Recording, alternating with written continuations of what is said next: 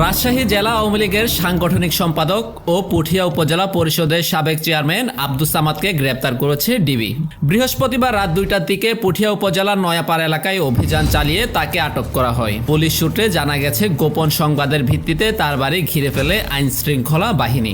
এ সময় গ্রেপ্তারের রাতে তিনি বাড়ির ভেতরে একটি ছাগলের ঘরে লুকিয়েছিলেন। পরে তল্লাশি চালিয়ে সেখান থেকেই তাকে আটক করা হয়। আব্দুস সামাদ দীর্ঘদিন ধরে পুঠিয়া উপজেলা আওয়ামী লীগের নেতাকর্মীদের সংগঠিত করার দায়িত্ব পালন করছিলেন। পাশাপাশি সাবেক প্রতিমন্ত্রী আব্দুল ওয়াদুদ দারার ঘনিষ্ঠ সহযোগী হিসেবেও পরিচিত ছিলেন। এর আগে 2024 সালের 2 সেপ্টেম্বরও তাকে নিজ এলাকা থেকে গ্রেপ্তার করা হয়েছিল। তবে কারাগারে কিছুদিন থাকার পর তিনি জামিনে মুক্তি পান।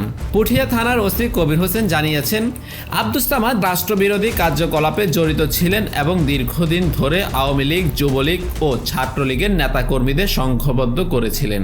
এই অভিযোগের ভিত্তিতেই তাকে গ্রেপ্তার করা হয়েছে।